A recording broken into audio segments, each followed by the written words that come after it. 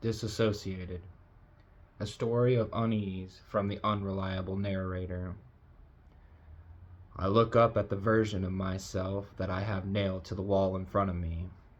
The idealized version that I created through a mixture of extravagant events, spectacular displays, and an air for the flamboyant on social media. The guy who always has a plan, who gets shit done, and has a great time doing it. I look at the confidence smiling back at me from the glossy, oversized poster and try to remember what it feels like to be that guy. I recognize myself in the photo. I know that I threw the event associated with it. There's even a part of me that knows I deserve this tribute to my ego. I got the bands together. I got them paid. People showed up, they had fun, and the venue made money.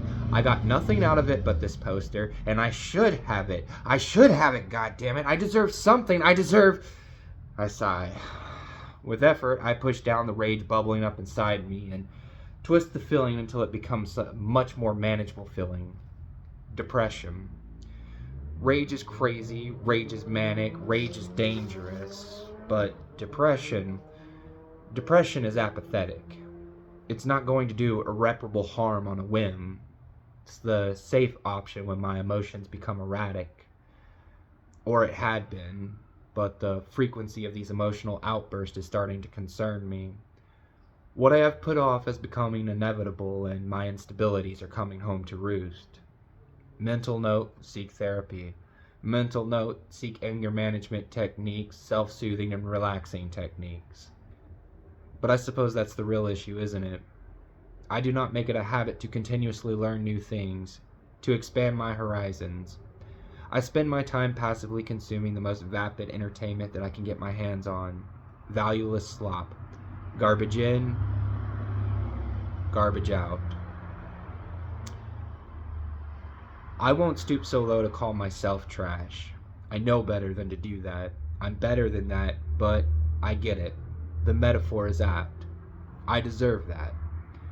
I do not actively seek out information that could be used to educate and inspire me. It is no wonder that with what I listen to, that I don't produce anything but trash. Hold on. That's not right. My train of thought left unchecked has derailed into fields of dishonesty. I don't produce trash. I produce good things. People like the things I do. I look back at my poster. This was something that I did. It was a good thing, a fun thing. That's the whole reason I kept the poster to begin with, was to remind myself of the greatness that I was able to accomplish. This was something fun that I did that made money. Why am I being so hard on myself? It wasn't even that long ago that the event had occurred. Panic springs into my chest, followed by a sinking sense of dread. How long had it been? My mind raced to calculate the time since the event. I lose track so easily, but surely it hasn't been that long. Surely. Relief washes through me. Less than 2 months, not even a month and a half, really. It was still reasonable at this point to not have anything new in the works. But then again, what was the next big thing? What if there isn't one? What if I've topped off? What if it's going to be like this forever? My instinct is to ask myself the meaning of this question, but I know I don't need to. I get it. It's the dreariness of a December afternoon when the dark clouds roll in and you can't tell if it's daytime or evening. The sharp cold nipping at your skin. The perpetual discomfort that engulfs you and rips into you until you're left screaming, "Stop! Oh God, please make it stop!" And it does stop. Not by divine intervention, but through the sympathetic hands of your own subconscious, sensing the overwhelming pain engulfing you and reaching through the ether to disconnect you from that which has brought you so much harm. It turns off your brain and you're just floating, disassociated, torn from reality and placed in survival mode. That's what happened to me, at least.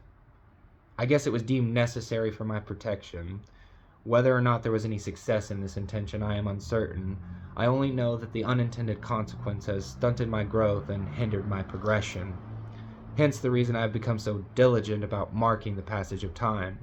I'm not always aware of when I have slipped into an altered state, and when it happens, time becomes illusory. Afternoon turns to evening, the days become weeks, years pass before I realize it, and I'm left with nothing to show for it.